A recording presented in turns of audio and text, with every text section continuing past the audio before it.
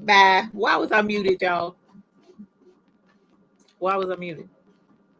Any other time when I come in and it brings me in, it don't be muted. So why was it muted now? Can you hear me now? Can you hear me now? Can you hear me now? Can you hear me now? If you can hear me now, give me a thumbs up. If you can't, give me a thumbs down. You can't. Okay. It is the supervisor's fault. Dag nabbit. I can't put that on this sweet baby. Not tonight. He wasn't here. I know I was having a good time all by myself. Thank you, Patrice. I love you so much. You just have no idea how much I love you. But yes, tonight we are going to learn about embroidery. And what make it so bad, I did a test run already today. And when I did the test run, it wasn't working then either. Go figure. But at any rate, we're going to learn embroidery tonight, the embroidery tips and tricks and the best practices of embroidery. We're going to go over that tonight. And as the title suggests, we're going to learn tonight. The pro is going to weigh in. We're going to let you know what it's all about. And guess what? The pro ain't me. Not in the least little bit. Okay. So we're going to get to that in a minute. Also, I made a rhinestone design tonight. I was talking to the folks in the Facebook group. So if you're not in the Facebook group, you don't know about it. But if you're in the Facebook group, I have 4 new icy colors that debuted this weekend. And I asked what would be a good design to go with those colors. And you guys mentioned the recurring theme was spring. Okay. And so in looking for a design to embroider tonight, and forgive the noise over there, I'm cutting out a template, not that template, but another template. And going over that design, I saw and was inspired by a design, and I came up, and I'm going to show y'all that design here in a minute.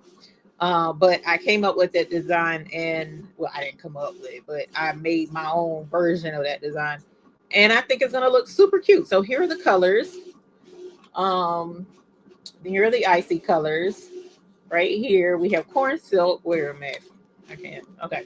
So this one is corn silk. It's like a pale yellowish, goldish looking color.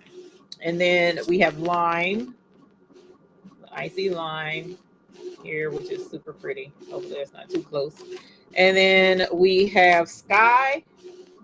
And then we have turquoise. All right. So these are the colors, sky, turquoise. These are the colors that are new, and we're not done yet, but we'll revisit that in another week or so in trying to expand the icy collection. And these are all colors. The icy collection is the iciest. Okay. It's like frost collection. Okay. And these colors are of the likeness of the Tchaikovsky collection. Okay. So just throwing that out there so that you'll know the quality of what you're getting. All right. Just saying it. All right. So we're going to bling that. Oh, let me show you. Okay. So you don't see any new posts here in our own Facebook group? Woo, you must be, because we got plenty of posts. There's been a lot of people posting. Yeah, thank you, Sheila. She posted the link. So if you wanted to go, definitely jump in on the group. Please do so. Please. We want you to be in the right group. And also, before I get into talking to the pros, I want to show y'all. So, actually, that's before we do that. Also, this week, the rhinestone designs that we get once a week from Rhinestone Mechanic, they are up, they are live, they are gorgeous. So definitely go check them out. And those designs, you have a $2 mystery box. The mystery box is always $2, but the other rhinestone designs that are not in the mystery box, those are on sale for 24 hours. So go check those out, because Dennis does a phenomenal job with his designs. He doesn't take 12 years to do his designs like I do. And he handpicks and does those especially for this group. Okay. So definitely go check those out. And then also the design. So what I was going to do with embroidery tonight. I'm not going to embroider tonight. I was going to. That's a long story. But I'm going to show you what I was going to embroider right here. Let's share screen so that y'all can see. And then we'll get into this a little bit when we talk here shortly. Let's see. Present, share screen. Y'all, this is so pretty. So pretty. So this is the design I wanted to embroider. So really quick to go into what my intent was.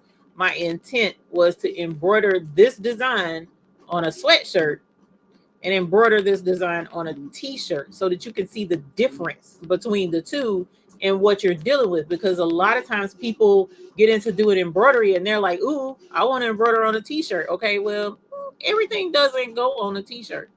And I actually do not recommend embroidering on a t-shirt unless, okay, and we'll probably get into that as well once we start talking professional level embroidery. But I thought this was so beautiful. But y'all, look, I don't know if you can see this or not. I don't know that. Can I blow up? Hold on, let's see if this works. It probably won't. No, it doesn't work. Look, can you see this? Who somebody come and look at this. Who can read how many stitches is in this design? Right, Miss Sadie. Right. First of all, it's 7 by 10. That's how big this is. But second of all, 90,000 stitches and 25 color changes. So if you got a 15 needle embroidery machine, guess what? You still got to change colors in this joint if you're going to do this embroidery design. 25 color changes. That is insane. I would be embroidering till tomorrow had I done what I wanted to do tonight. But saying all that to say, it did inspire me for the rhinestone design that I did make. So hopefully you guys will like the rhinestone design. It's very similar. Not the exact same thing, but it's very similar. And I think it's super cute. So I already have it cut out. It's over on the table. And so at some point, we'll get into doing the rhinestone design. Now, I normally come in and I say hello to everyone in the chat. And I love everyone in the chat. Thank you so much for coming to hang out. But tonight, because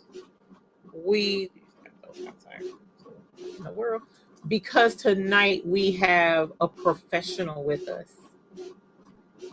I am so honored. Y'all have no idea. I was sweating bullets, cold, clammy hands, praying to the God above, the true God, that I could get this interview because there's certain folks that you have in your circle or certain folks that you might come in contact with, and you're like, okay, I'm not on that level. And I'm not on that level. And I was like, okay, would this person be willing to share the wealth of knowledge with us? All right. And so I'm hoping that you guys are ready to take advantage of this awesome opportunity to speak with someone. And honestly, it's someone you know, but you don't know, because it's amazing what many people in our vicinity actually do. And the little bit of teaching that I call myself doing, it pales in comparison. It really does.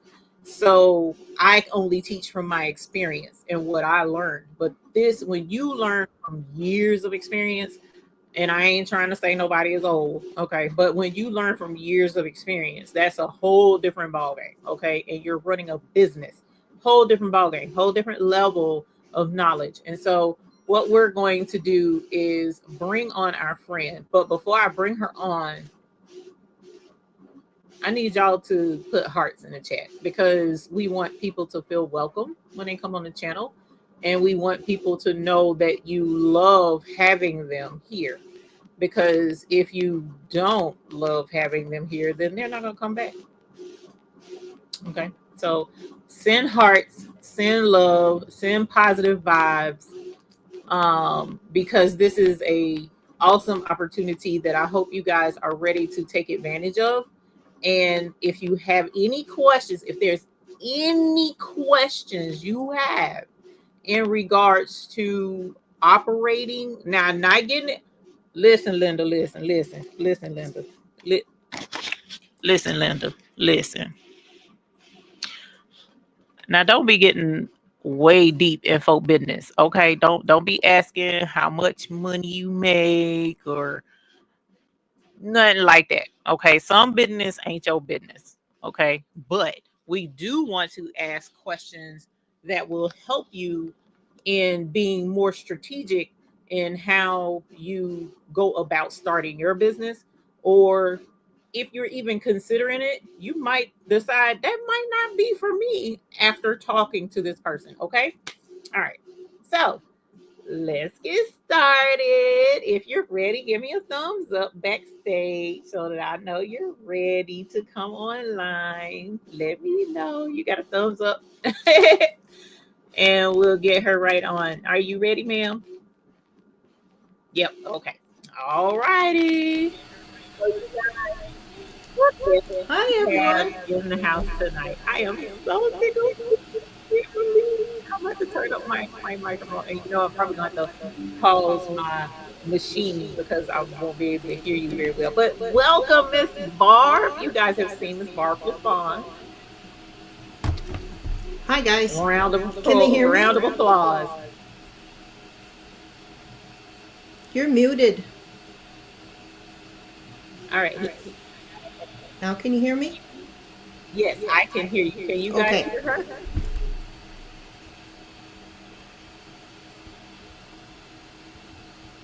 Okay, good.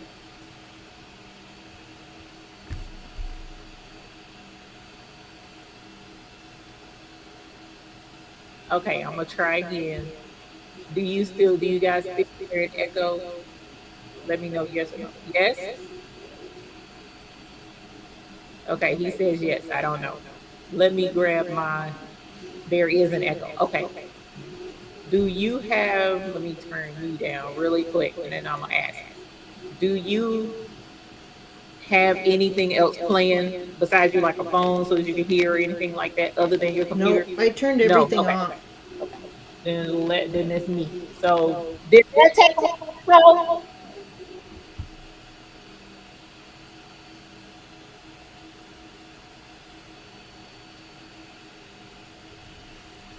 I'm sorry, Miss Barb. Give me a minute. When No we go problem. live, we have issues. It might be done. Oh, it's about to be done anyway. Because that was okay. It's done. Okay, so it started when the echo is still there. Are we good? Okay. Good.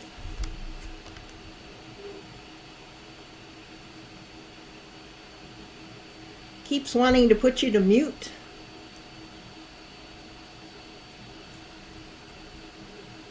Okay. So I have a slight echo. Okay, no worries. I'm gonna ask the questions that I asked, adding one simple one, and then I'm gonna mute in between. Is that okay with you, Miss Barb? Sure. Okay. First of all, welcome. Thank you for coming to our humble little home. My first question to you is, what all do you do? We know you do embroidery in your business, but tell us a little bit about Miss Barb and her business, if you don't mind. What you're doing. Sure. Okay, I started many years ago. I actually started on a picnic table with a small industrial machine making boat tops and boat covers out in my yard. We lived at another place and my kids were all little. After that, once my son went to kindergarten, then I proceeded to start a career. I worked corporate for like 20 and a half years. In the meantime, I was sewing. Picked up my first embroidery machine, which was a Husqvarna Ruby designer, which I still have. So I started with doing the polos, I didn't do jackets.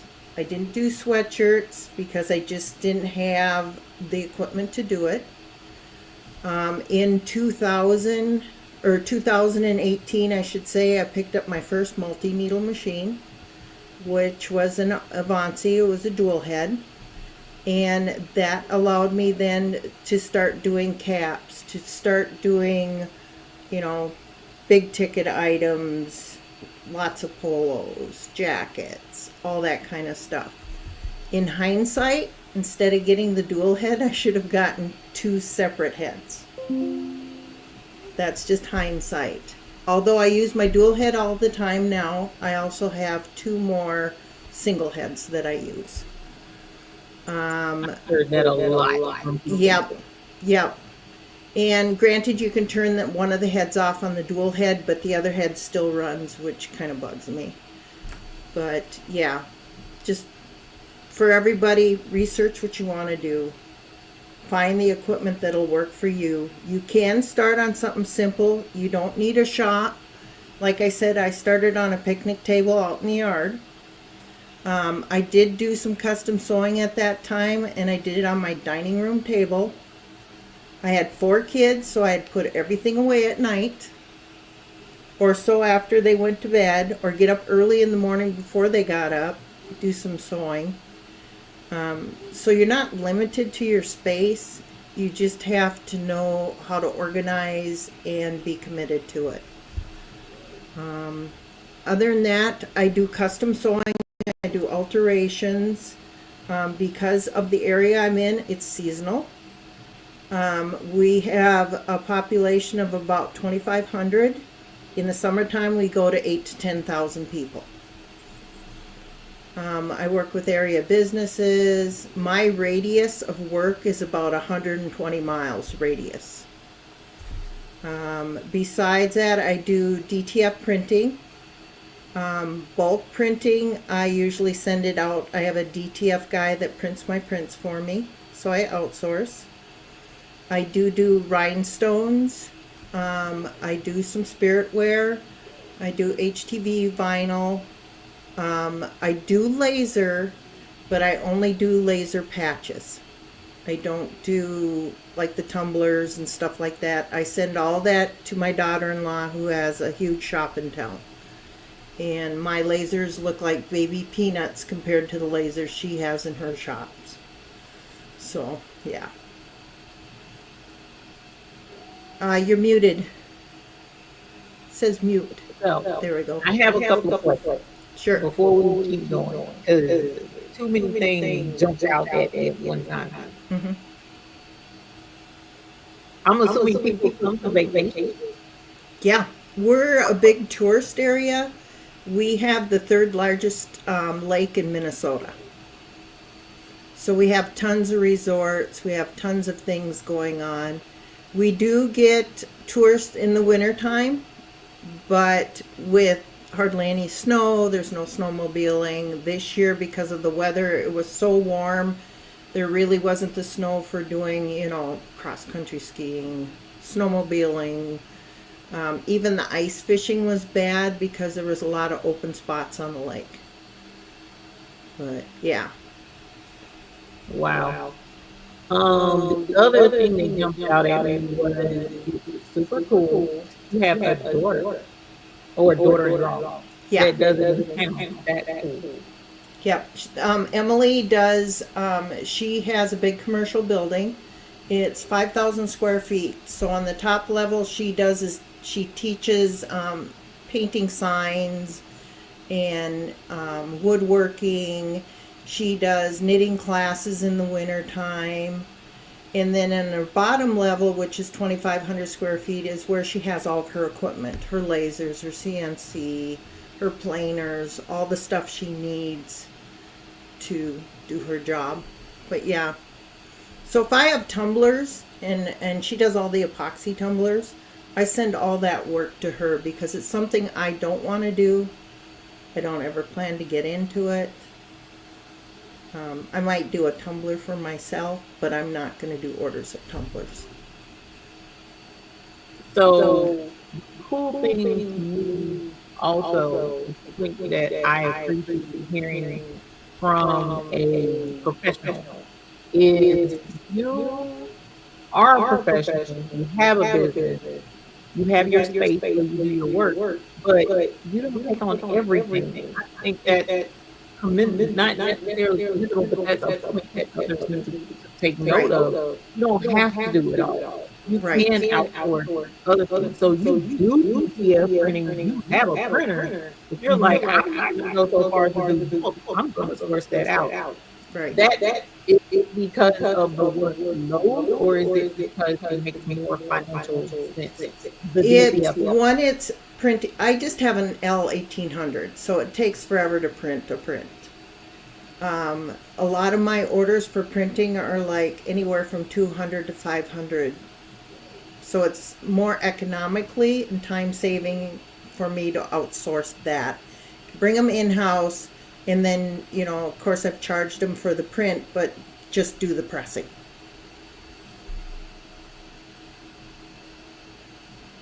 That's super cool. You guys, if you have any questions, again, please drop them in the chat. I'm going to check and see. Let me make sure I didn't see any. I did appreciate that rule head. It only makes sense if you can repeat the same item over and over. And that makes sense. But does Yeah. that, Because you can't run but two different having designs on the each head. allows you, Yeah. Sheila's absolutely right. Okay. And if you have any questions, you guys, please drop them in the chat. I'm gonna go to the questions that I have. And if you guys have any questions, feel free to, you can message me on Facebook. I'll help you as much as I can on the side and stuff, but if Rachel, it's only me. I have no employees. I may at times bring in, I've got a couple older granddaughters that I pay when they come in, like if I'm doing a huge embroidery job, to, take the stabilizer off the back, get rid of all the little trim stitches on the back and stuff like that. Or if I get a lot of orders, I add a package, and they're both in school, so it's usually after school or on a weekend they'll come over and help me.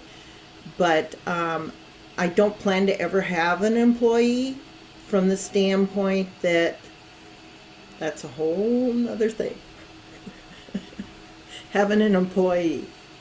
Yes, it is. I've learned that from experience. And the supervisor also, that's a lot. It's a lot to undertake to hire a supervisor is a bit. So, Right. yes, I definitely understand. And Deborah, no, I don't make any more covers for boats. I don't do boat tops or anything like that anymore. One of the reasons was they started adding a fire retardant to a lot of the fabrics for marine fabrics, and it bothered my eyes. I'm not set up, I have a big 4-stall garage, but I'd have to heat that, and I at that time would have to hire somebody. So I've stepped away from that part of doing. You just got to know your business grows. So you start at one point, and then you decide, all right, I got to start streamlining. I don't want to do this anymore. Back then I was 20 years younger, 25 years younger. As you get older, you start thinking of, where do you want to be? I like having my shop at the end of the house. 28 degrees outside, below zero. I can walk down to the hall and go to work. Right. It's perfect. Right. Do I digitize my own embroidery? For the most part, I digitize a lot of my own embroidery now for my clients. I do have one digitizer that I do work with, that if I get a real elaborate design, or I'm getting to the point where I don't have time to do it, I send it over to them and have them do it. I've gotten to the point where I try not to do everything myself, and that was one of my biggest things when I first started my business, was trying to do everything myself. And as you get older, you get hopefully smarter, and you work smarter. So I know when to call in help when I need it. That's an excellent suggestion and recommendation because a lot of times we get used to being super people, Yeah. and want to do it all. And sometimes you do have to take care of Yeah. the income. Rachel wants to know how I market my services. Um, I have a business Facebook page. I'm not a social media person. I have very few YouTube things. What I have done is a lot of my work is word of mouth. I don't belong to the Chamber of Commerce, but I do scour the Chamber of Commerce website for any new businesses that are coming out, that started up in the area. So once they're done, then I have a postcard that I send out to that business so they know some of the things that I do. Very inexpensive to do. I also have a Google business page, which is free to set up. And so I don't do the marketing ads and I don't do all this other stuff. I have enough repeat customers. And one thing about the Chamber of Commerce, I may not belong to them, but anybody that asks, they always send them to me. So that's kind of nice. What are 2 things you regularly embroider, such as left chest logos on polo shirts. A lot of sweatshirts, just the front chest. I do a lot of caps. I do a lot of patches. Then I just finished up a job for one of the hockey team leagues where I did all of their blankets that they were giving out to the seniors this year. So I did the logo, their name, and class of 2025.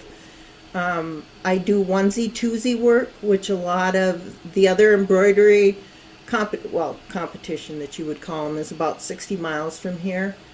They no longer will stitch the kids' names on the back of their caps. So a lot of times I get like the leagues. I do their caps. I do all their sweatshirts that they wear to their games. So I've got baseball, soccer, hockey, football. I did all the football cheerleader. We don't have cheerleaders anymore. We just have kids in t-shirts. But I did all their shirts. So yeah, you kind of want to pick your niche and hone your things. I'm good at polos. I'm good at sweatshirts. I'm good at jackets, blankets. I've done handkerchiefs for people that have passed away, for funerals, for them to give out. There's a lot of different things you can do. Do you keep items in stock or orders as you need? The only stock that I keep, and this is one of the things about learning to have a business, is you don't want to keep all kinds of stuff in stock. I do keep the sweatshirts and the hoodies and the wind pants and stuff that I know that my baseball teams will be using every single year. I know that they're going to use them, and then I do order extra stuff for them. I do cocktail napkins. I have napkins on stock. What else do I have? Oh, I have some t-shirts. I have some of the smaller t-shirts, which I don't do a lot of toddlers and 2Ts and stuff like that. It's just not the area for it. So I don't keep a lot of stock in hand. I might have, sweatshirts take up a lot of, 4 or 5 totes of sweatshirts and stuff, and then I keep the rest of my inventory in my shipping area. But no, I don't. Do you do this all by yourself? What is your turnaround? Because this is amazing. I usually tell when I'm doing a big embroidery job 2 to 3 weeks turnaround, and it depends upon my scheduling. Scheduling is very important, and I'm not afraid to say no to a job, and that's something I had to learn. It took me a few years to learn just to say no. I can't. And if you're honest with the person, I would say most of my customers will say, well, if you can't do it right now, could we schedule this out a couple months? Could we schedule this another month? I think I have some good customers. So, yeah. How did I find my niche? Trial and error. I had a kind of a game plan in mind. I sat down with a piece of paper and, like, for the embroidery, what was feasible for me to do with the single needle machine when I first started. I knew that I could do beanies because I could fold them the right way. I knew I couldn't do caps. I mean, I could, but it would take forever. I knew that I could do towels. I could do polo shirts. My machine, my single needle has, it has all kinds of sizes, but I mainly use the 5x7 size for on the single needle. From there, it just kind of boomeranged. Once I had the multi-needle and people knew that I had a machine that could do more, I got more orders. And the other thing I did at this time is I contacted all the athletic directors in the area. I took my postcards and I sent them out to every single church, but I sent them to the church secretary, because the church secretary gets stuff done. Most of them even posted it on their bulletin boards and stuff. So you have to kind of be creative when you're doing this. So yeah, turnaround time usually is 2 to 3 weeks on the big orders. Depending upon the time, there are some times where stuff's done within 3 to 5 days. And then most of my customers pick up. I do ship orders, but the bulk of my customers pick up. They'll even drive 90 miles to pick up their orders. So I've never had an issue with that. What size hoop do I use the most? The 5.5 by 5.5 Mighty Hoop for the logos. That's the one I use the most. The second one I use the most is the 8x13 Mighty Hoop, because it's longer this way. I can do all my hockey shirts. I can do all my sweatshirts. And I do have a multitude of different size Mighty Hoops, but those are the ones I do the most. And then I have the huge Mighty Hoops for doing the car jackets. But I'd say a 5.5 by 5 point is most common. What's the biggest challenges that embroidery offers? The biggest challenge for me has been, let me think. I would say learning to schedule and sticking to the schedule. It's real easy. It's very easy for you to have another customer come in and you don't even look at your schedule and you start marking them down for stuff. I'm very highly scheduled. Everything's scheduled. I have an app on my phone that I have time allotted for different things, and it reminds me when I need to change gears, because a lot of times I'm not embroidering all day. I might be embroidering half the day, and then the other half the day I'm doing alterations. Or I'm cutting HTV vinyl. Or who knows what else I'm doing. DTF. What about... Did you use the repositional? Do I use repositional hoops for large patches? Well, I'm lucky because I have multi-needles. I have the huge frames. I mean, on my dual head, I've got a frame that covers both heads. When I was doing them on the single needle, because I had a fairly large hoop for the ruby, so I could do the whole patch. So no, I don't do a lot of, I don't think I've ever done repositioning. Okay, so with the repositional hoop, I've had to use it, and yes, it's you hoop the whole project, and then you just shift it over Yep, shift it to over. different parts of Yep. it. Um, but large patches, that's going to be a little challenging. It can be done, but it'll be a little. Yeah. How often do you send my? I don't send any of my machines for maintenance. I have a tech guy in about south of here, about 60, 65 miles, that is certified for Avance. And it also, he's worked on Husqvarna's, all kinds of machines. I spend the money and he comes to my house. And he does it, because there's no way where my embroidery machines is, especially my dual head, we had to use a lift crane to get it up on the deck to get it in the house. And there's no way I'm going to be taking that to the tech.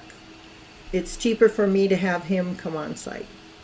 And I do it once a year. Do you have a cutoff time for your business? I'm in the shop from 9 to 4, Monday through Fridays. I don't work weekends. I a lot of times will take federal holidays. And that's only because I put in my time working corporate.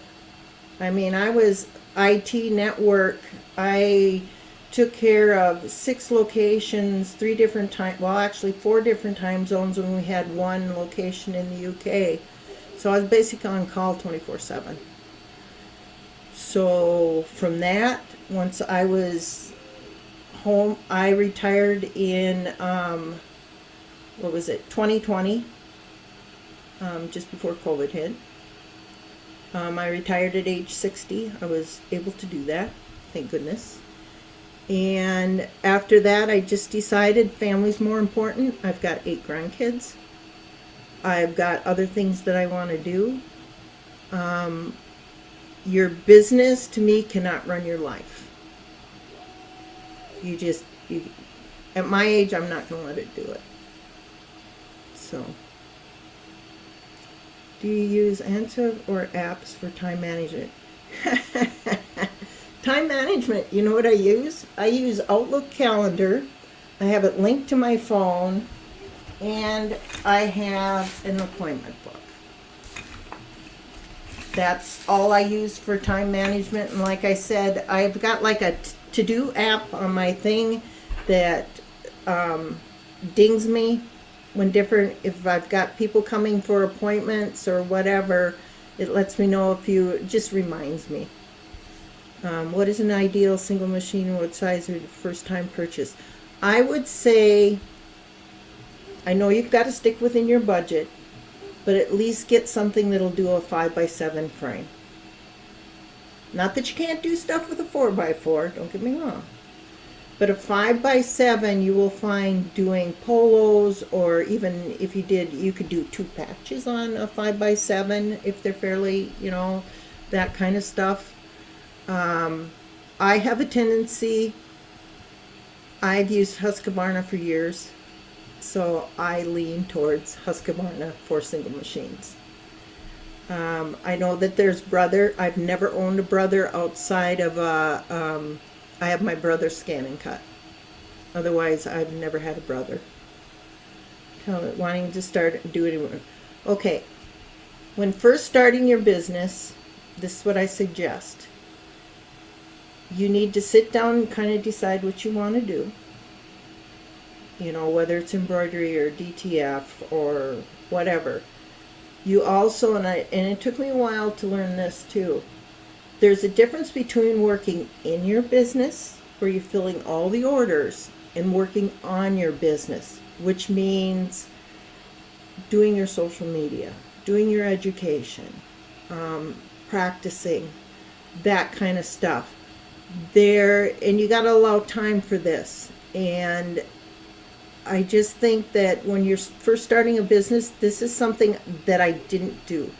I worked too much in the business and not on the business. And working on the business, you learn where all of your business numbers are. And from there, you can create all your price listings. There's just a multitude of things you can do working on, or having a website, setting up a website, doing your social media. And you don't have to do it every single day, in my opinion. But you need, like on Wednesdays, I set aside 2 to 3 hours to work on my business. And the rest of the time I'm doing orders or whatever. How do you decide what files to buy? Because I do digitizing in Wilcom, I buy ESA files for fonts, if you're talking about that. Other files I've gotten from Embroidery Library.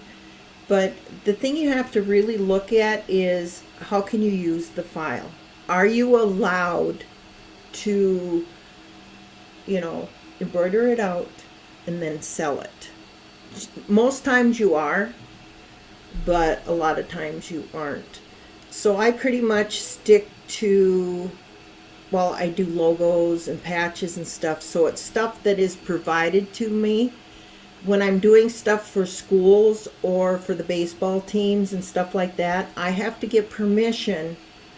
And they send me a PDF that's been signed off by the top guy, that I can use that file to embroider on caps and stuff for their leagues or their schools or whatever. So that's something you want to take a look at. Or the contract setting up. How do you manage files, and how do you decide what files? You've told us about a site last week and I spent almost $200. Well, managing my files, for my customers, I have my customers' names and I keep my files with their names. That way I can look them back up. I usually on my files, even in Brilliant, I think it has a note section where you could write something about your customer or whatever. So that's kind of how I divide for the customers. Now for the other stuff, I have it divided by, say I have a file that says animals, and then under animals I'll have horses, cats, and dogs, something like that. I do have some files that I have designers, because designs by Juju. If I'm getting designs, like designs I've gotten from Patrice or I've gotten from Eve, they each have their own little folder, because I know by looking at it who I bought it from, but then I know where to find it. Managing files is a big thing, and it's hard to do, and you've got to be on it. I mean, you've really got to be on it. And honestly, I'm not on it all the time. Could you share your card or have on marketing? Sure. Probably backwards, huh? Do you want me to, I'm trying to think where I could post it. So I could take a picture of it and post it in Eve's group on Facebook. How about that? Oh, Would that cool. work? Will that work? Did we lose Eve? Am I by myself? If you have an external hard drive, which one do you recommend? I don't even know what the brand is. I have portable SSD drives, and I have my portable SSD drives. I have one that I've got attached that I back up to. I have a complete server system in my house, so all my files get backed up to my server system incrementally, which means anything I've worked on during the day automatically gets backed up that night, and then I do a full backup. As for SSD cards now, or the external ones, They're cheap enough, and I think most brands are good enough. I mean, I have used Western Digital, I've used Seagate, I've used some weird one, and they all seem to work fine. Do you prefer to wind your own bobbins or buy pre? I I usually buy the pre ones. I like the Filtech magnetics. I do have a bunch of cardboard ones that I use. When I'm using my single needle, and yes, I still use my single needles for in the hoop projects, I wind my own bobbins. Filtech does have it where you can get the same color of bobbin as a magnetic as the cone of thread. So I have a few colors of that for doing freestanding lace. What's the most question you work on repeatedly? I would say the most ones that I work on the most are doing logos on polos. And then after that, it is probably sweatshirts and hoodies, hats, and by hats I mean caps and beanies. And then after that, it's probably jackets. But polos are a big thing.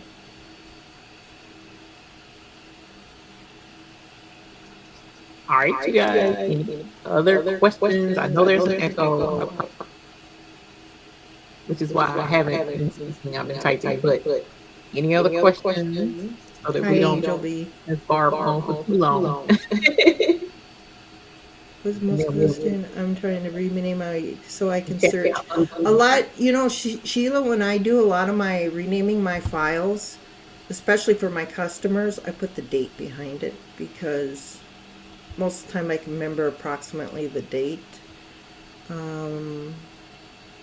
Keywords such as gnomes. Yep, I do the same. Are we allowed to ask about price and embroidery or cost of digitizing? Here's my philosophy on cost of digitizing and finished products and stuff like that. First of all, my number one pet peeve has been $1 per 1,000 stitches. $1 per 1,000 stitches was 20 years ago. I can say that my prices are a little more than that. In figuring out my cost for digitizing, I usually, I do go by the stitch count and the size and what it's going to be put on, because embroidering on something that's stiffer is faster embroidery for me than having to hoop slippery slidey stuff, so it's time consuming. I would also say track your time for doing projects. I know approximately how long it takes me to hoop polo and embroider it out. And most logos are anywhere from 5,000 to 8,000 stitches. 5,000 to 8,000 stitches. So I know approximately how to do that. Know your business numbers. You need to make sure that you're paying yourself. You need to figure out your other expenses. These other expenses aren't necessarily the thread and the stabilizer and that kind of stuff. I'm talking about insurance. I'm talking about your electrical. If you're making payments on your equipment, anything like that, you need to put it in a spreadsheet and you have to start figuring that into your prices. So when you're say that you embroidered something and you've charged them like $15.50 or whatever. Out of that $15.50, you need to figure out what percent you're going to get paid out of it, what percent you're going to set aside for your equipment and other expenses like that. And I always try to put, even if it's like $15.50, say it's 10 cents out of that, I try to set aside for either new equipment or if I have to do maintenance on equipment. So you got to figure all this stuff in. It's, there's a lot. I'm thinking you were like insurance. How many of us actually think to have insurance and then adding that into our cost. Yeah. So Yeah. good information. 'Cause Yeah. that's one thing I've And never the other thing is you got to decide if you're going to be sole proprietorship. For me, I should have gone LLC to begin with, and I didn't at first. And there's a lot of more tax advantages, in my opinion, to being an LLC. It also protects you if you're ever sued. Sure, they can take all your equipment and stuff like that for your business, but they cannot touch your house. And that's important. Also 3D prints, but I think mostly for her business needs. Yeah, I do 3D prints if they're in bulk. If I need a lot of them done, I send them to get printed, so all I have to do is press them. I just don't have the time. I don't have a fast DTF printer. Oh, 3D printer. I'm sorry. Yes, I have two of them. One is my little Ender, who's working hard, making me some more things for my measuring tape. And then I have a Bamboo that's pretty fast, that I like. How do you balance embroidery work and embroidery for fun? I try to do all my fun stuff on the weekends. For embroidery. Sometimes in the evenings, if I'll do crocheting or something like that. I can't just sit and watch TV. I've got to actually be doing something. How do you stabilize for a good stitch? For polos, I use Performance stabilizer. I'll either use two of them because they're 1.5 ounce, two of them, or, and I know they say if you're going to wear it, don't tear it. But sometimes I will put the tearaway between that next to the garment, and then I have my Pro Performance underneath it. But that, and then I run a 7511 ballpoint on the knits. How do we do a time study? Okay.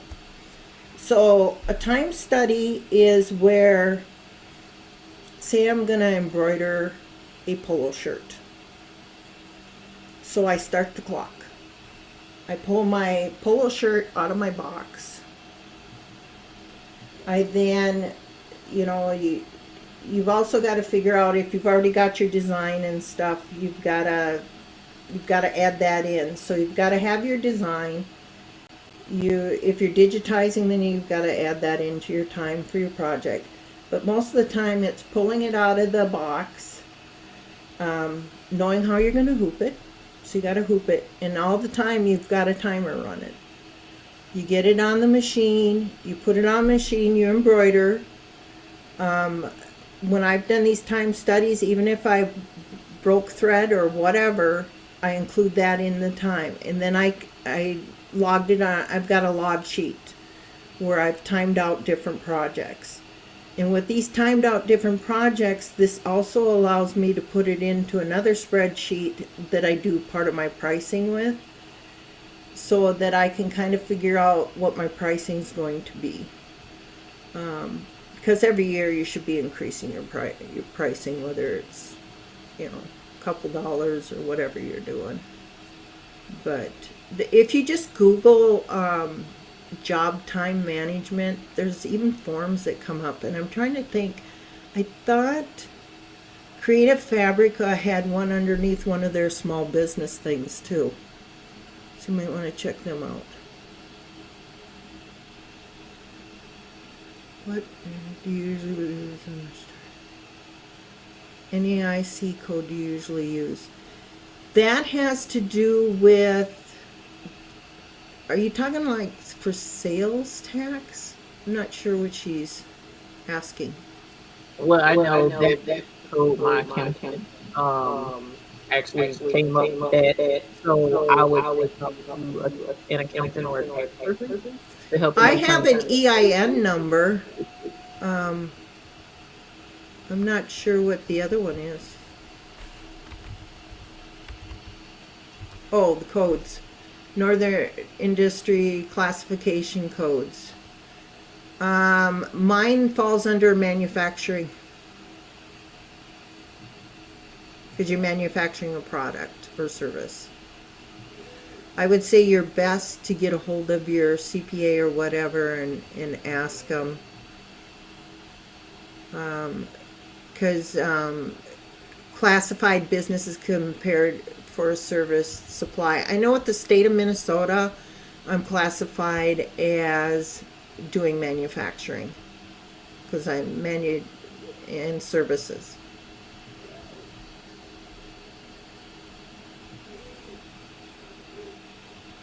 And I don't know if my EIN number, I'm pretty sure is linked to that, if I recall right. How do you stay on top of trends or continue learning? I'm always learning something, whether I'm watching a YouTube video, whether I'm reading a book, even for Wilcom digitizing. I do a lot of reading. A lot of reading in the things. You got to continuously educate yourself. There's always new fabrics coming out. There's new stabilizers coming out. There's new machines. What type of 3D printer do you have again? I have a bamboo P1S with an AMS unit, so I have 4 colors up there, which basically means it's kind of like having a multi-needle machine where you don't have to change the threads all the time. It's not as if it's running 3 strands of filament. And then I have my little Ender. It's Ender S1 Pro. It's slower than the other one, but it does the job. What is the best thing to prevent bird nesting when stitching a design?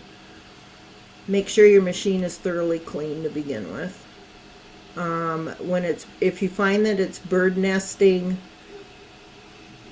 a lot of times that can be caused from you not having it threaded up right on the top.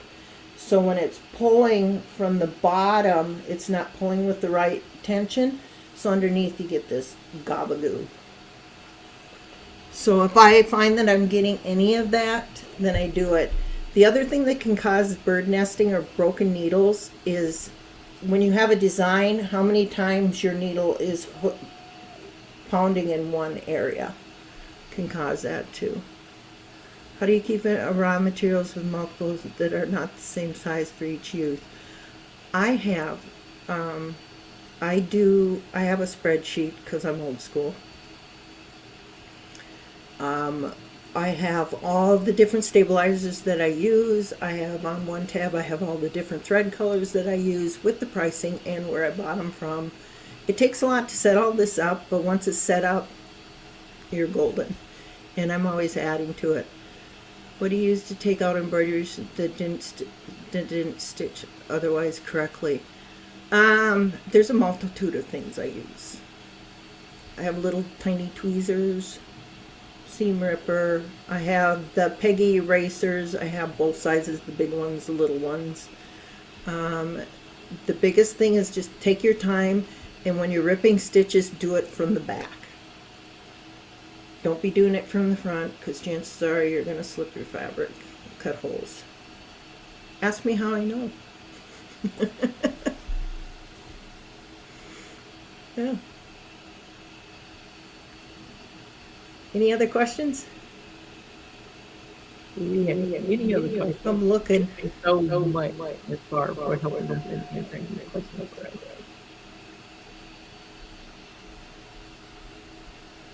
See anything else? Definitely wanted because you and I talked about embroidering on The t-shirts. versus the t-shirt. I have an example. I hope it's for you guys. So let me see if this was so I noticed this when I was out my husband. No, I don't teach classes, Marilyn. I gave that up when my kids got out of 4-H. I used to teach sewing. So this is a t-shirt with embroidery. You're gonna recognize you guys will recognize the name or the brand. So notice this t-shirt Mm-hmm. It's a small left chest embroidery, right? And can you see how it's indented there and how it's where it's kind of like puckering Dipped. in on that shirt. I'm trying to turn it where you can see it better in the Yeah, I know what you're meaning. It's pulling on the bottom like it's pulling into the fabric. Mm-hmm. I find a lot of times that has to do with the stitch count and the type of underlay with the pull comp. That is correct. So there's a lot of stitches in one little spot. Yeah. That's um, I'm assuming that the zero stabilizer. There's no stabilizer around this at all. But notice the exact same logo on a thicker garment, and notice how that is. Yep, looks nice because it's thicker and it can handle more intense stitches. And then there's Yep. still no stabilizer on the back. Now, what I've been doing, y'all, is I've been muting myself so that I can't hear me, and there's no echo from my computer. So I've tried some everything, but it's no worries. I won't be too much longer talking, because I also don't want to keep this bar too long. Miss Barb, Miss Evelyn, are you going to DAX? What is No, DAX? Evelyn, I've never been to Dax. Oh, she said she met you in 2018 at DAX. Oh, 2018, I was never at Dax. I've never been to Dax. I always want to go, but they always have it in like February.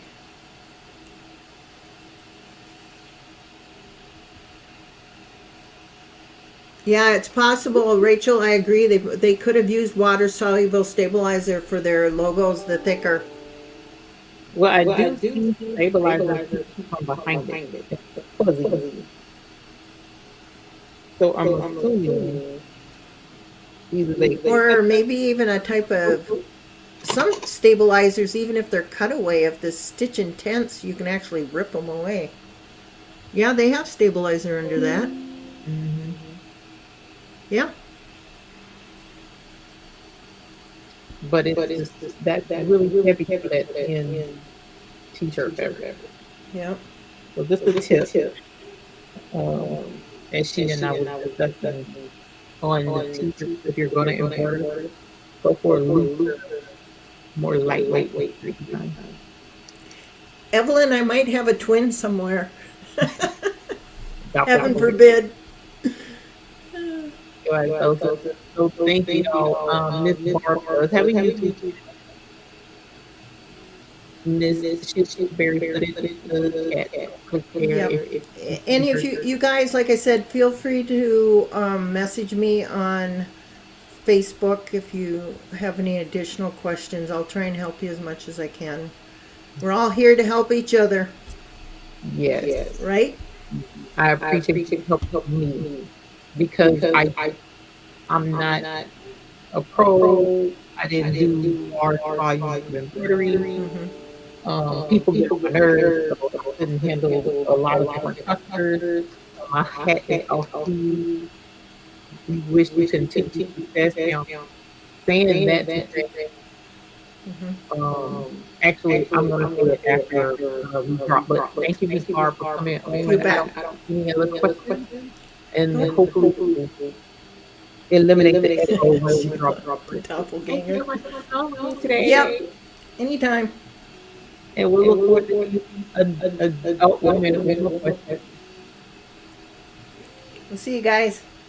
Oh, how do I balance social life and family? Schedule.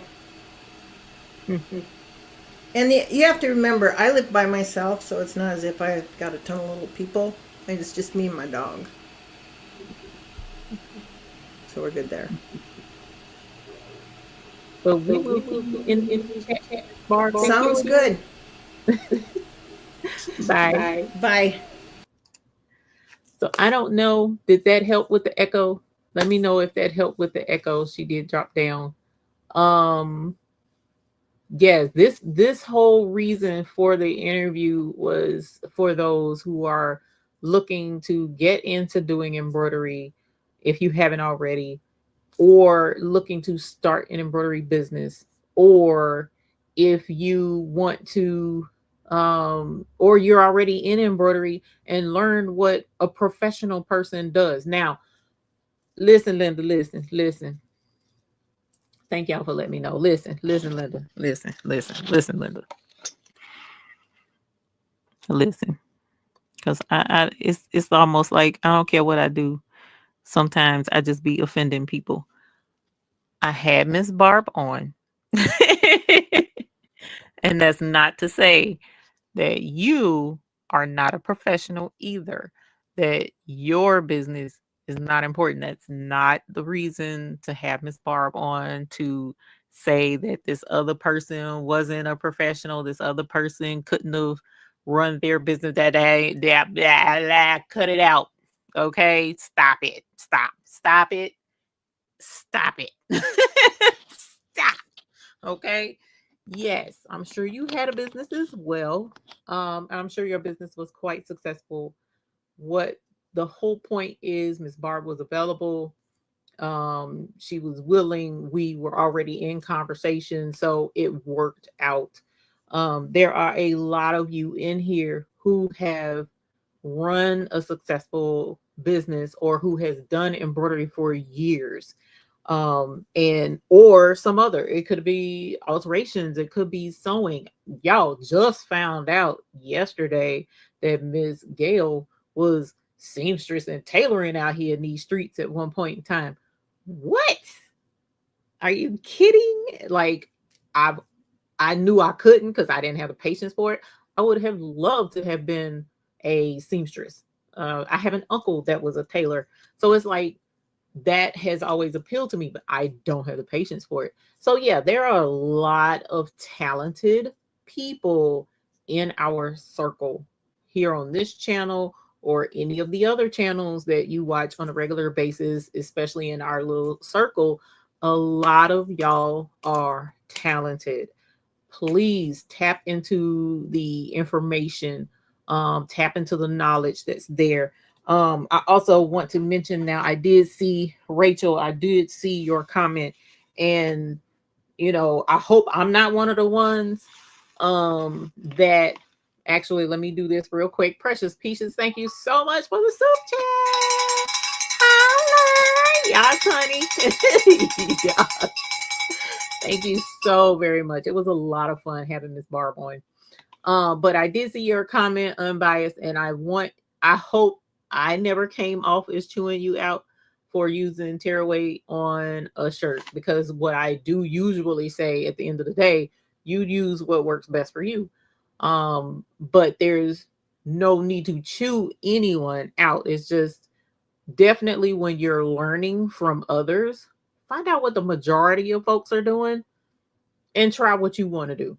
Okay. See if it works. Because, like I said, this was just a small example of something that I personally, me myself, because I haven't, and I did actually, we missed a question. I think somebody did ask about hooping t-shirts or something like that. I did see that. I apologize to that person because I could have swore I put that question up, and maybe I did and I just don't remember because my memory's been trashed lately.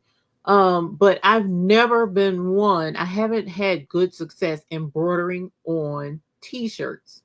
I haven't, because the material is stretchy, even with the no-show mesh, even with crisscrossing the no-show mesh. It was like t-shirts were just like, fam, why are you not working? Could have been a tension issue, could have been a needle issue, I don't know, but that was me. So when I started investigating and learning from folks and learning, other techniques and the cutaway versus the tearaway, I know tearaway definitely didn't work for me, but when I walk into a professional place and I see a logo on a shirt, like, do you see how that's puckering? So if you get an embroidery designer, you see this puckering and here this shirt. I don't even remember how much this T-shirt was, because this is the Mister's brand. This has been his bag. that he does for himself. This is his treat to himself. And when you see stuff like that, it's like, bruh, okay, so it ain't just me. It's not. Professional folks have situations that don't turn out the best either, but because customer demands for it, they're doing it anyway. Okay. So just keep that in mind. But I do definitely appreciate Ms. Barb coming on.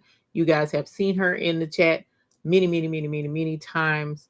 And as she said, she's always available to answer questions, but there is a big community of us who can answer questions for you. Like I said, I'm not the professional at all by any stretch, but I do try to teach from the experience of the things that I've been through and the knowledge that I've gotten from professionals like Miss Barb. But there are quite a few of y'all in here who have been here a long time who have businesses as well. One in particular I know up in Virginia Beach area, whom I just is very endearing to me. And she, I believe, still has her business doing embroidery, even though I think she's kind of transitioned to doing more lasering, but still, there's a wealth of experience and knowledge all around us. So definitely take advantage of that when you can. All right, so what I'm going to do is switch over because it's been a while.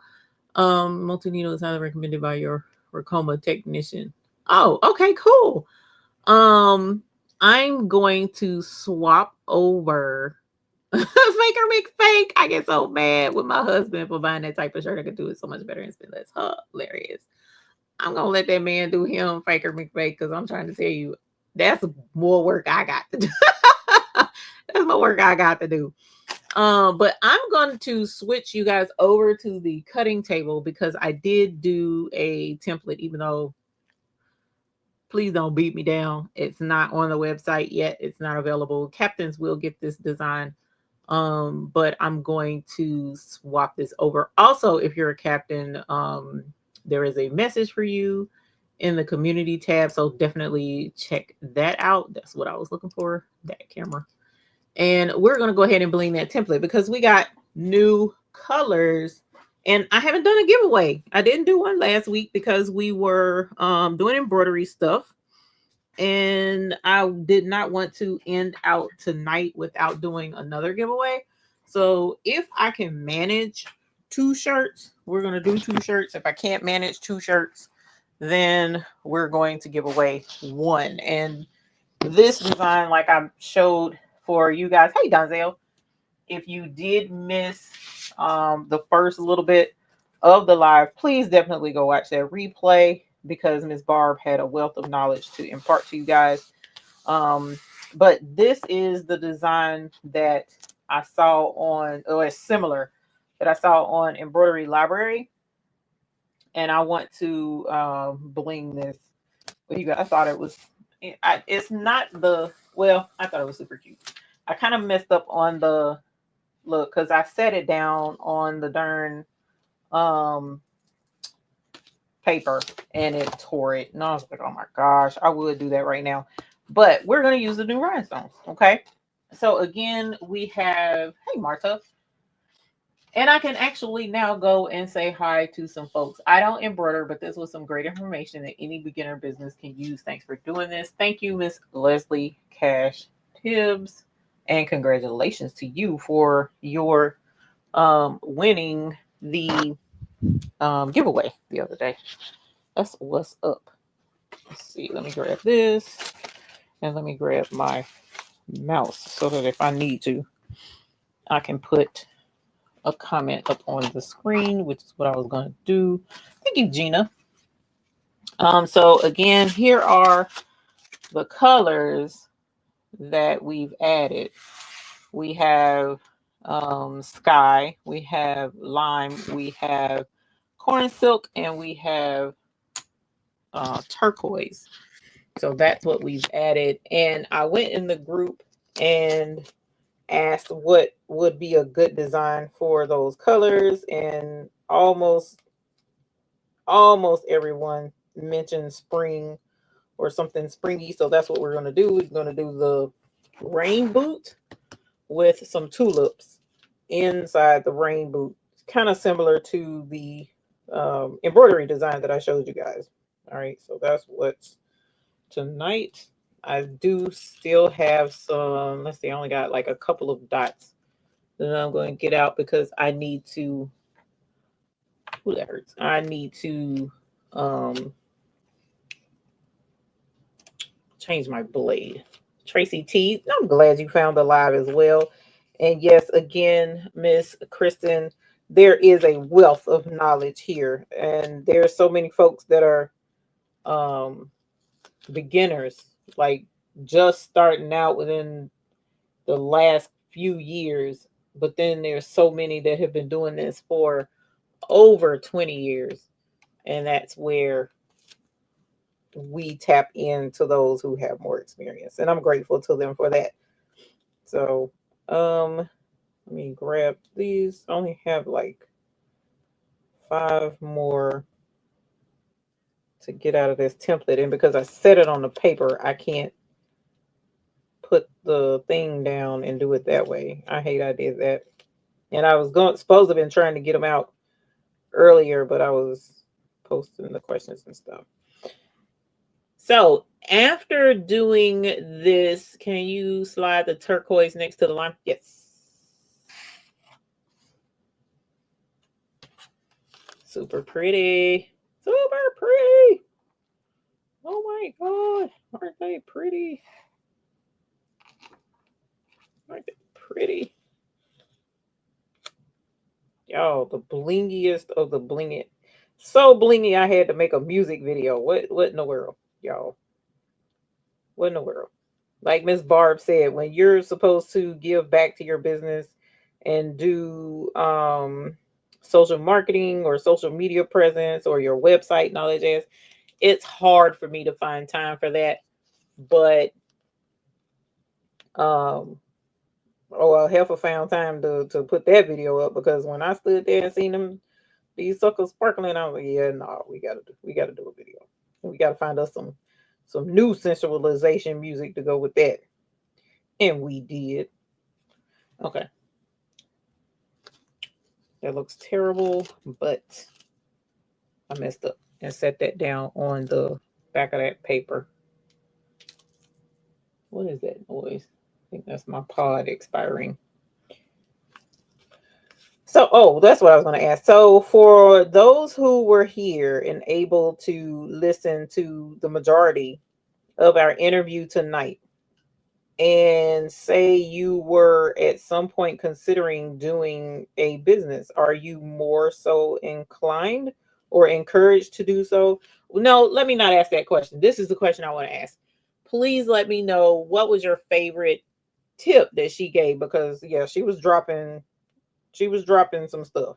She was dropping some knowledge, and the knowledge was excellent. The knowledge was, even I was like, you know what? Yeah, Heifer needs to do better. What color did I place up top? This is Icy Blush. That was the last color that we brought in from the Icy. The first two were Icy Crystal AB. Then we brought in Icy Candy Apple, Icy Crimson. Then we brought in Icy Blush. And now we have the Icy Corn Silk, the Turquoise, the Lime, and the Sky. Woo, yes, fam. Yes. Because who always feel like they got to do everything themselves? Me. Marketing. Marketing is a good one. Yes. Scheduling. That's the part that I'm just like, you know what? I'm not good at scheduling at all. Pricing, Miss Mylene says yes. Pricing is very important if you're trying to make money. Okay. Okay. Having set business hours, yes. Because I didn't listen to that either when I had my own business. Scheduling, yes. Let me put my heat press on. Time management, yes. Hey, Miss Carol Coleman. Time management. Miss Joy said she needed to take shorthand to learn all the knowledge. Right. Right. Time study and where you could look for them. That's cool. Because who would have thought? I mean, honestly, time study, which I believe she mentioned, but time study applies to everything. So even with doing rhinestone designs, somebody like Dimps who can bling out a design in 2.7 seconds, she could churn them out faster and make money a little bit faster, but she also doesn't take quite as long as I do to bling out a design. So therefore, I need to do a time study to see how long it takes to bling that out. So I could apply that as well here, even though I did have a recommendation for how much to charge per stone, but you also need to gauge your customers and the size of the design, what you're putting the design, the same stuff that applies to embroidery also applies here. So I do appreciate that. Cheryl says not working on the weekends, fam. I don't know anybody that can stick to that. That's hard, especially when you're trying to get stuff done. Yeah. Sheila Cushionberry says she ain't sure she ready to deal with the customers. Yeah, customers can be a trip if you're not careful. We're gonna bling on a 2X shirt. So if you're interested in entering a giveaway for a 2X powder blue long sleeve t-shirt, then make sure that your video feed is refreshed and that you are up to speed with everyone else so that you don't miss out on being able to enter in the word. Miss Renee said to make sure to pay yourself. Yes, that is a difficult one to do, especially if you're not used to it, or especially if you like putting money back into your business. I'm bad about that. I like to reinvest, and sometimes that's not ideal. Don't let the business run you, run it, for sure. Yes, my grandfather taught me that. My grandfather definitely taught me that. Let's see. Work in your business and work on your business. Yes, definitely. Hi, EJ's daughter. The schedule was important. Yeah, I don't have a schedule. That's part of my problem. Because and then too, a lot of my issue is sometimes I'm good. I can work during the day, and then sometimes it's hard for me to sleep at night. So I'll get up and do stuff, and that doesn't always bode well for the next day, and then it throws off my schedule. And yeah, like I said, old folks home. Tina Mitchell says time management. Yes. Not to mention being terrified about, yes, girl. We don't want to talk about that part either. So let's skip right over the top of that. Time study was very valuable, something I need to work on. Yes, definitely. Because I've never thought to do that. Not for myself, not for my embroidery business. Definitely, I never thought to do that. Probably should have, but I didn't. I went off of the good old, what I was taught, the good old $1.25 per 1,000 stitches, and didn't even think to consider how long it would take to actually produce the item. And that was part of my problem. Diane Wilson, the most valuable information I received was on time management and recommendations for the type of machine to purchase for first time users. Yes, that can be quite helpful. Yes, and it was recorded to watch it over and over. I like that she said she didn't do everything herself and use other vendors. Yes, yes. Sometimes you have to. Sometimes you have to, because you just can't get it all done. You're only one person usually. Like she said, it's just her and the puppy dog, and puppy dog can't run the embroidery machine. Okay. So as much as like Milo thinks he can probably run stuff, he still can't run the embroidery machine. So you have to be aware and realistic with your limitations. Another thing is, like she mentioned as well, we're getting older. Well, I'm getting older. I don't know about everybody else. Knocking on the door to the old folks' home. So I have to be realistic with what I can do versus what I used to could do. And I can't blow through doing jobs anymore like I used to. Denise paying myself. Yeah. Again, that's a definite hard one, even for me. I like that Barb has her granddaughter's help. Good to get young people involved in any way. I hope they so too. Oh, you know what, Miss DB, I hope they do as well, because one of the things that I appreciate is seeing the younger generation taking an interest in um our industry, as far as, there's so much automation now, so much with industrial and stuff like that, that it kind of takes away from the uniqueness of being able to uh, manufacture yourself. Like she said, she's a manufacturer technically.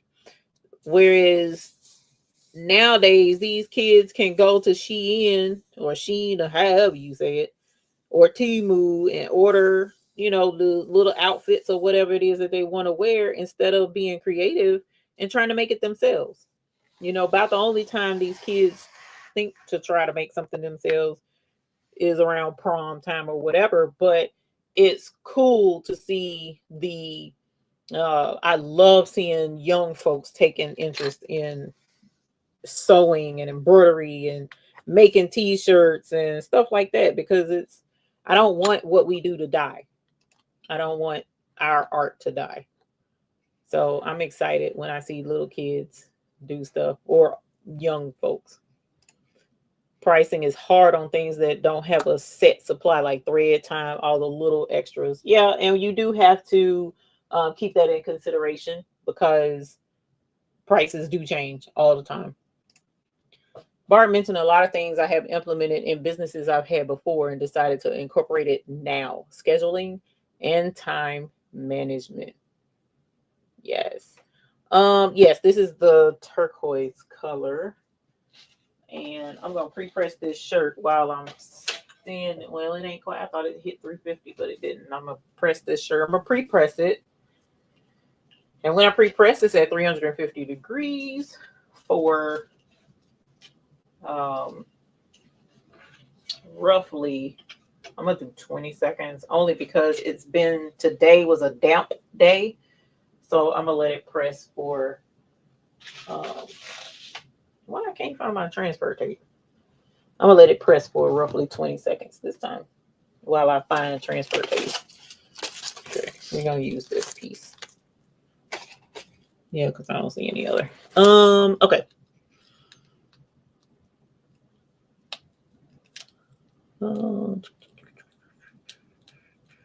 Oh, thank you, Kimberly Craig. Welcome. Thank you so very much.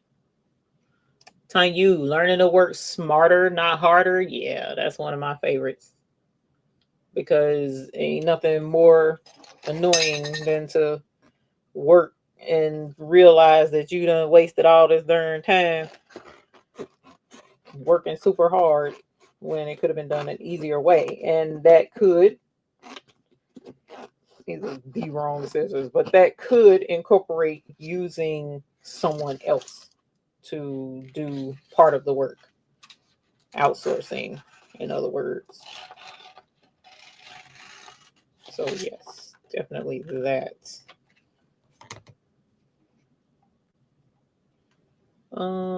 Thank you, Tina. I appreciate that. I feel my nanny is definitely smiling down, even though you're not a young one per se, but you are a young one, especially to your nanny. And I'm sure she would have been thrilled to know that you are doing the crafting that you do, because you do an excellent job.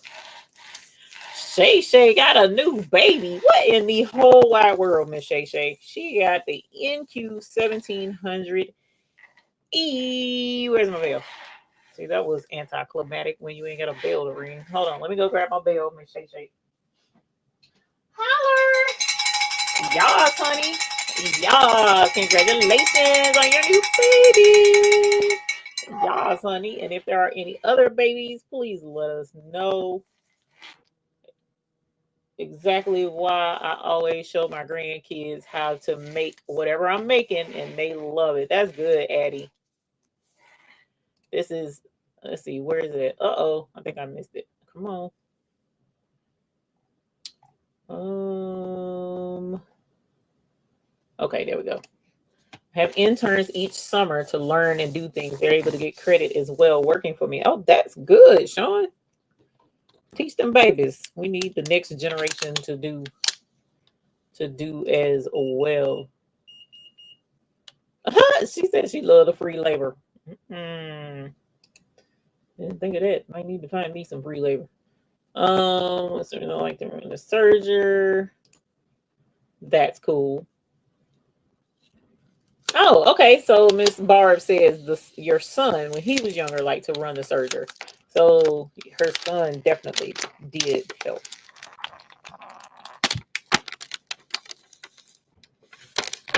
Robin says, I love when D's son is in there with her and he's learning and working. Oh, yeah, that boy, I mean, and doing the darn thing too, okay? Out here charging folks correctly and standing firm to it. I love it.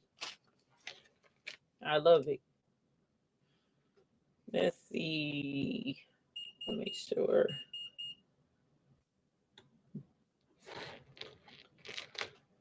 Let's see. Let's see. Make sure I'm not missing any comments. I do see something else starred.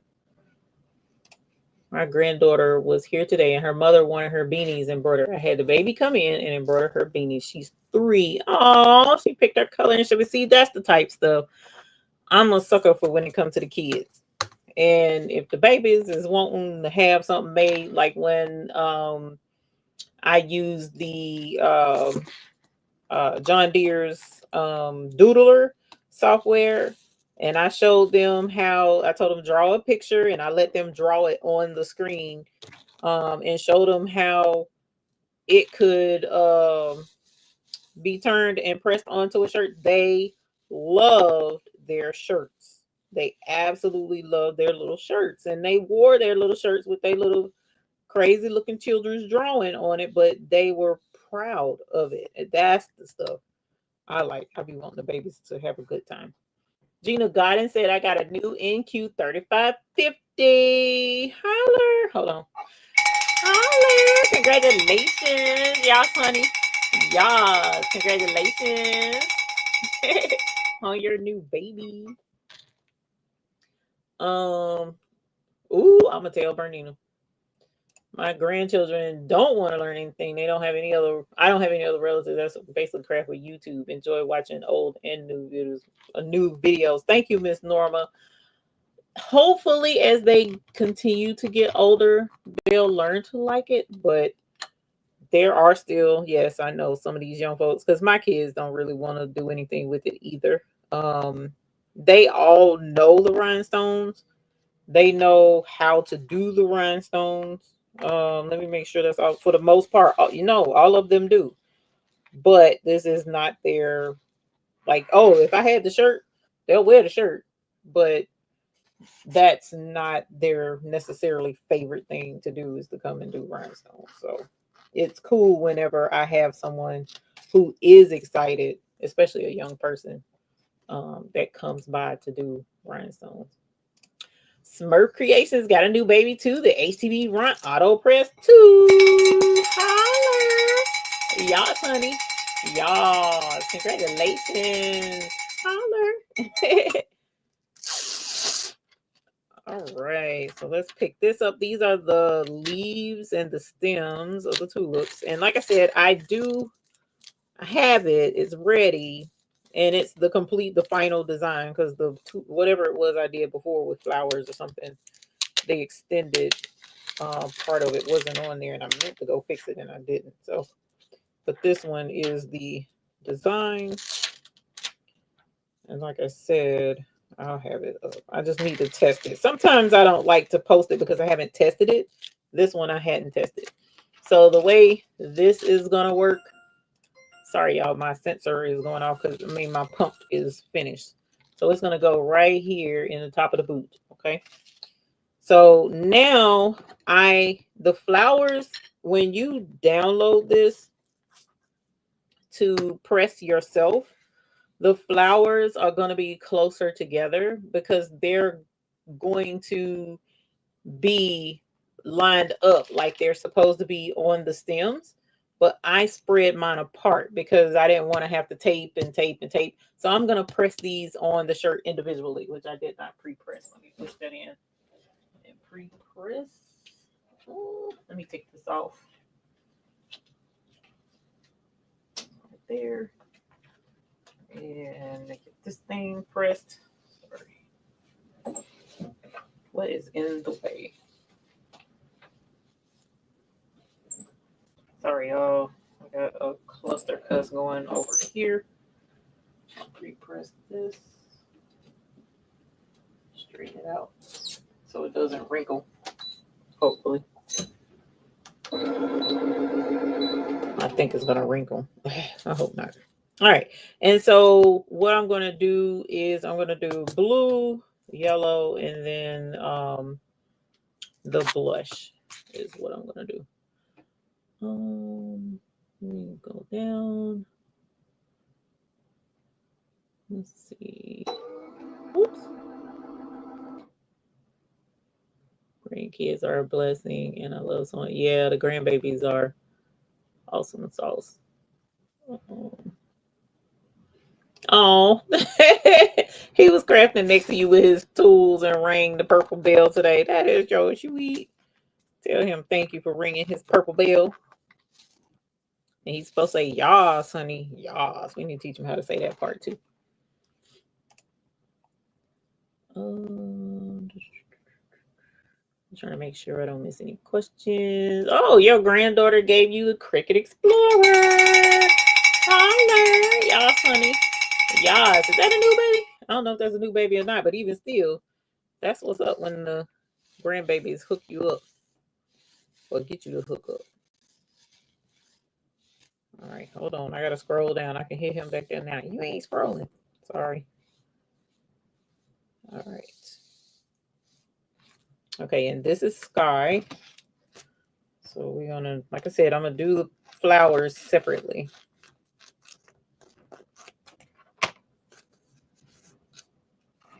A new Singer sewing machine. It's a new Singer machine for me, but giving it to my granddaughter because she wants me to teach her how to sew. Oh, that's going to be awesome sauce. So congratulations on the new Singer machine for the grandbaby. Holler. Y'all funny. Y'all. Oh, that's cool. Faker says she unplugs the machine. Whoops. I don't know where it went, but she unplugs the machine. That's a good tip. I don't see where it went.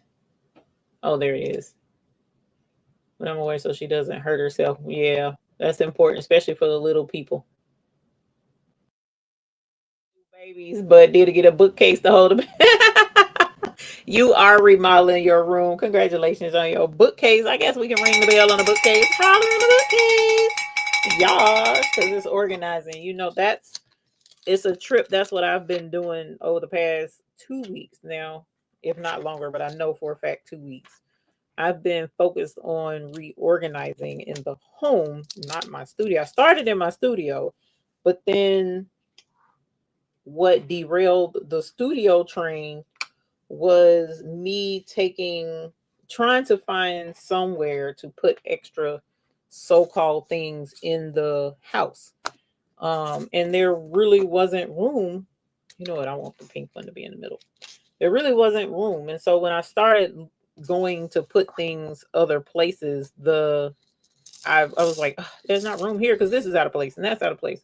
So I started reorganizing in the house, and the kitchen was the first thing. And so there's a lot of times when there are videos, I'd be in the bushes because I'm in there reorganizing, cleaning. I put drawers in the cabinets. I found y'all, stupid Mac bed. I have banned myself from the devil's lair. For those that don't know, I'm banned. I banned myself. I haven't been to MacBid in a couple of weeks now, if not longer, because not for myself anyway, because it's like I don't, it got to be team too much, but it did help me with my reorganization. Okay, so I'm not going to take that from it, but I was spending too much time and money at MacBid, even though it's cheap. It not cheap. That's the wrong word. We learned that on the video I put in the YouTube Facebook group. But it makes it more affordable because the stuff is discounted because they were returns or whatever. So yeah,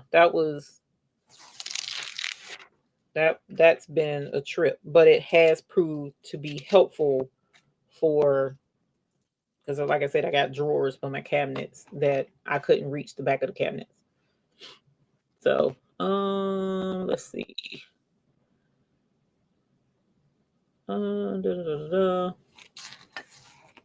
Make sure I'm not missing anything. Okay, there's that one. Okay, cool. What is the color being used now? Which one? So, I'll go back over it here in a minute, but the one that I'm doing right now, this one is corn silk. And that's going to be on this flower. The one that I did in the middle, this one is the blush, the pinkish color. And the one that I did on the end, the blue, is sky.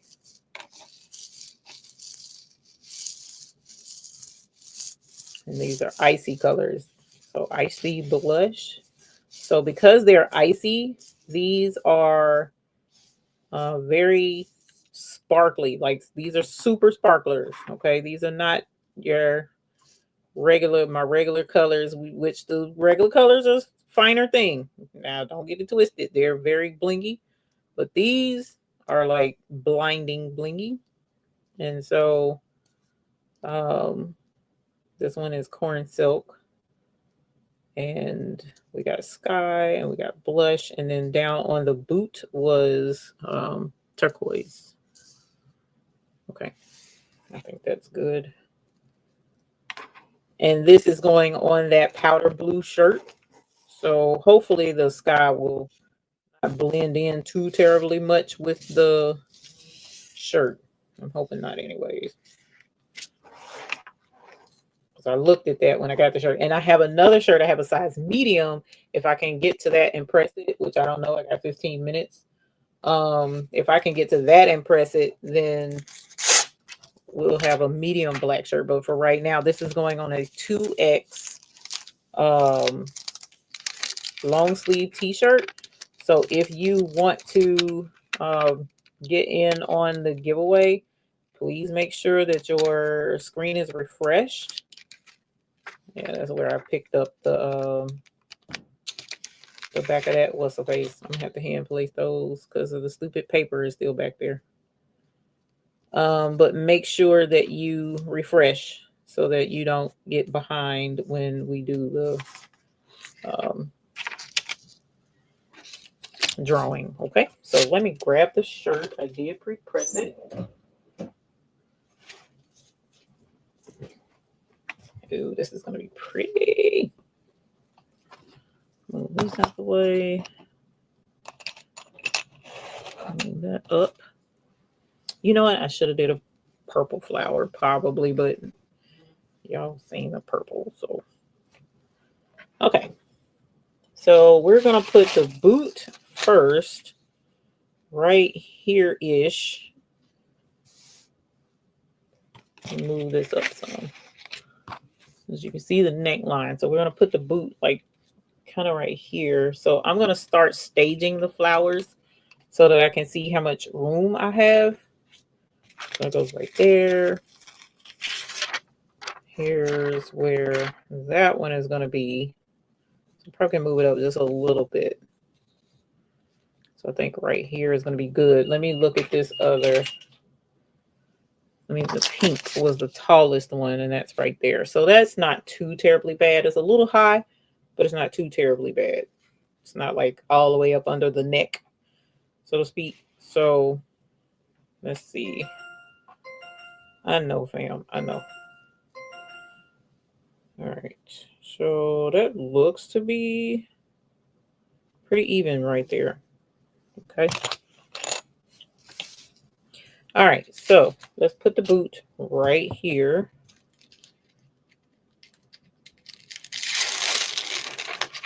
And who loves rain boots? OMG. Am I the only one in here who is like, I don't want to say obsessed, but I love rain boots. Like I have 2 or 3 pair, and I had more than that, but somebody, not naming no names, encouraged me to, like, you can only wear 1 pair at a time. I know, fam, but I'm cute in them. Okay. So there's that. I should be able to wear my rain boots if I so choose.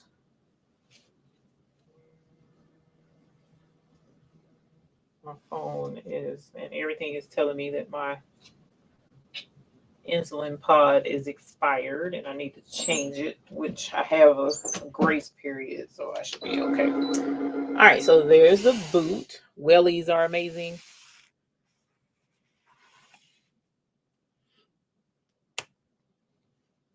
Couldn't pass up on purple yet. A purple is beautiful. All right, so there's that. 12 seconds. Ooh, that's pretty. My goodness gracious. Okay, I'm gonna set this down first since this is fresh off the press. I don't want it to because it's been affecting my cutting board. Look at this. Look at this. Look at that. Look at that. Look at that. Pure reveal. Look at that. Even with that pitiful camera chair. What? Holler. Okay. So there's that one. What time is it? 10:49. Nope. I'm only going to have time for the one shirt. So again, this is a 2X long sleeve.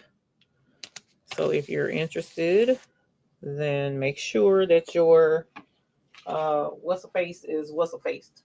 Okay. I'm just saying. Make sure that your what's a face is what's a faced.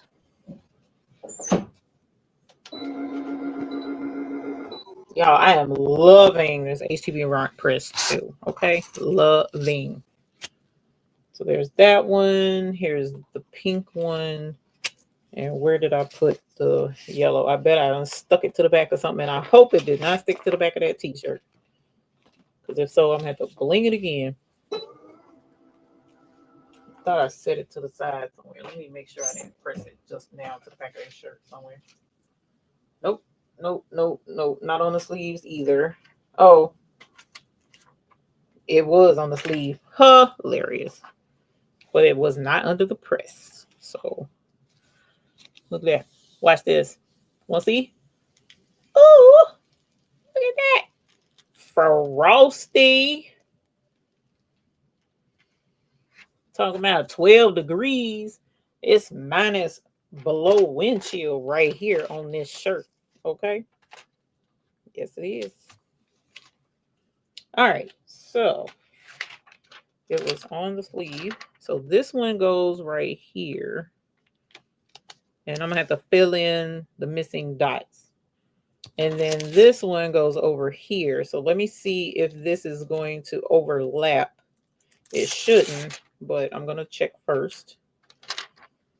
So you can layer sometimes. The problem is, and this is like barely at the edge. I don't know if you can see that or not, but none of those stones right here are at the very edge of this tape so that the stones stay in contact with the shirt, and none of these stones are laid on top of the tape. So we're good. We can layer right here and knock out 2 of these flowers at one time, especially since I have to do surgery.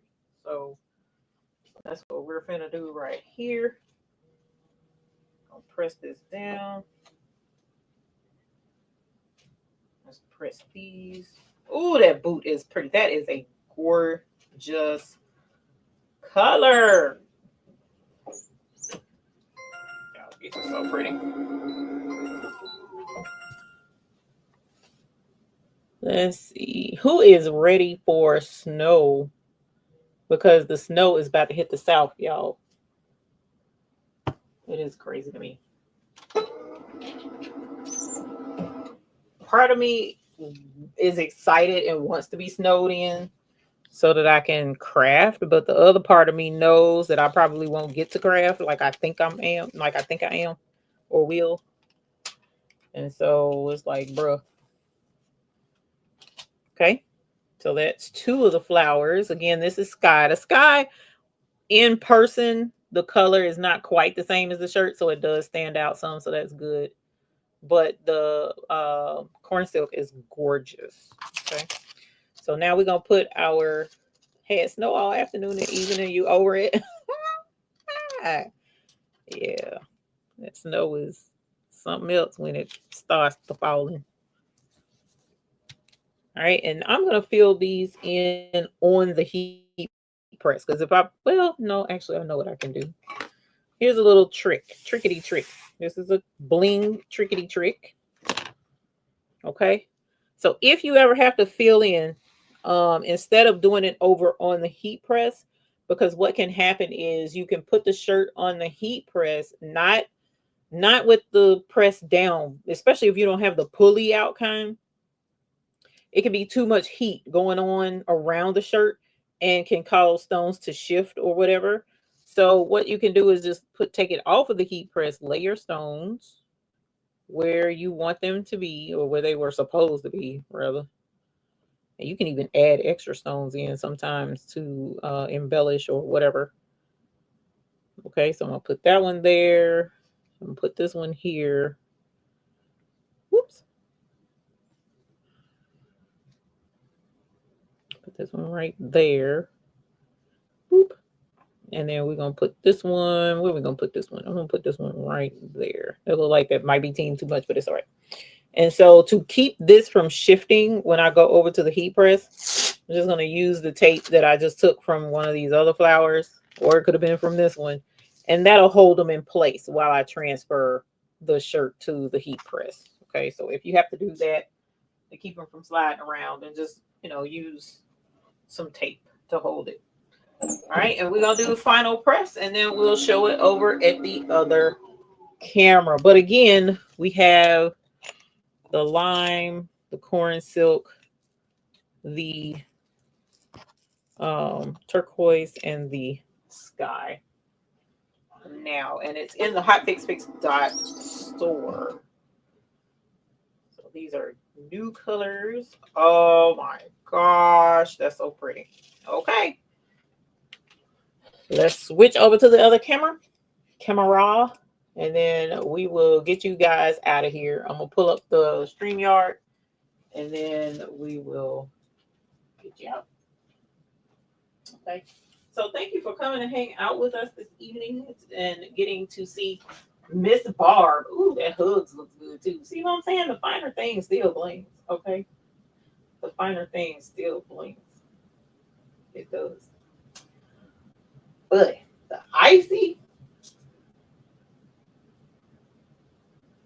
is a trip. Icy is a trip. Like, I don't even have to try hard. That's how much of a trip. Hold on, get straight, fam. That's how much of a trip the icy is. And I probably should have centered the flower in the part of that boot and put the boot off center itself, but I'm weird. So if you get it, you probably can put the word spring up here or something. That might be cute. That could be cute. Put it in like some glitter vinyl if you don't have any of the icy bling to go with it. Let's cut the light off. I can hear enough. Look at that. Do I have the hold on, where's my phone? Where's my phone? Where's the beef? I remember that. I did where you can see it. Holler. A lot of work. Okay. And then don't mess around and put the light on. You know what I thought. Look at that.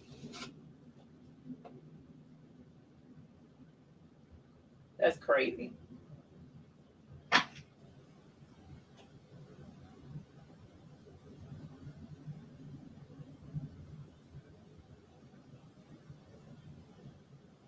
This is like a Michael Jackson glove type situation. You know what I'm saying?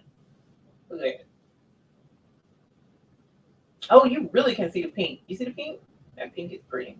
That blush, the corn silk on the other flower.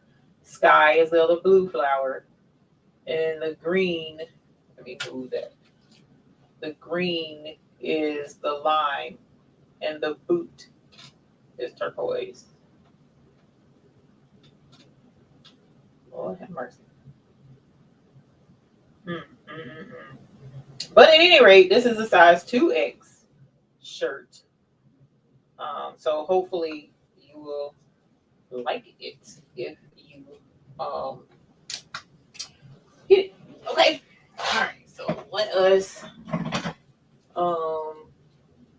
find StreamYard giveaway, which I put it up top. Yeah. That's what I'm talking about. Oh, let me move this over so y'all can see it. We are going, what word are we going to use today? I know what word we're going to use.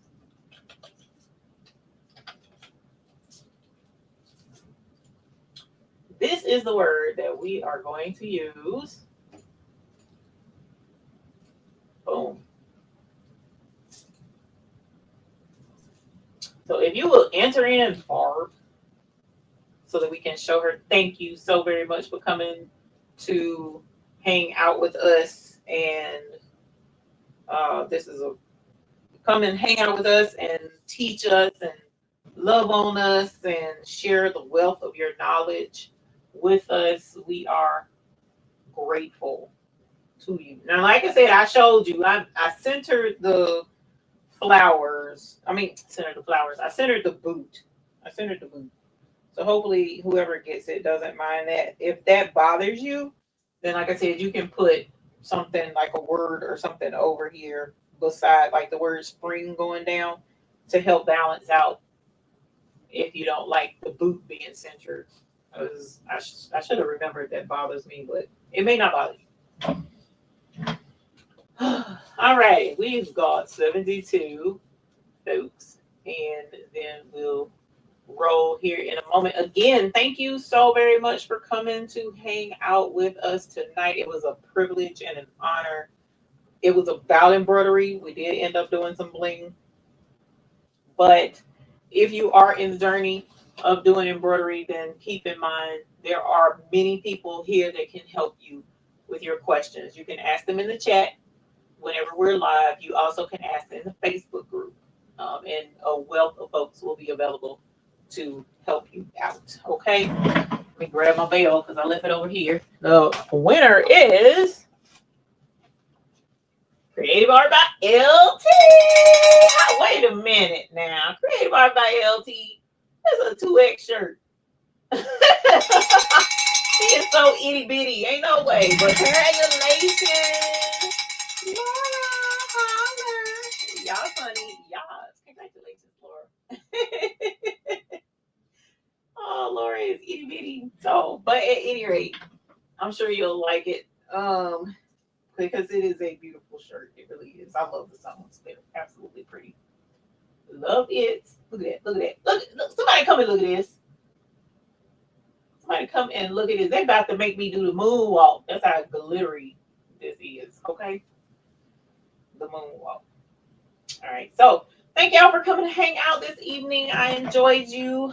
Miss Laura, if you don't mind doing the click the link in the description to fill out the form, and we will get this right out to you. Oh, mail, no UPS, no nothing tomorrow. So any packages or orders will go out on Tuesday. So we enjoyed it. Thank you so very much for coming to hang out with us. Until the next time we see you, I gotta change this thing. It's gonna drive me insane. But until the next time we see you all, we hope you have happy embroidering. So thank you guys so very much for coming to hang out with us. We enjoy you. Bye.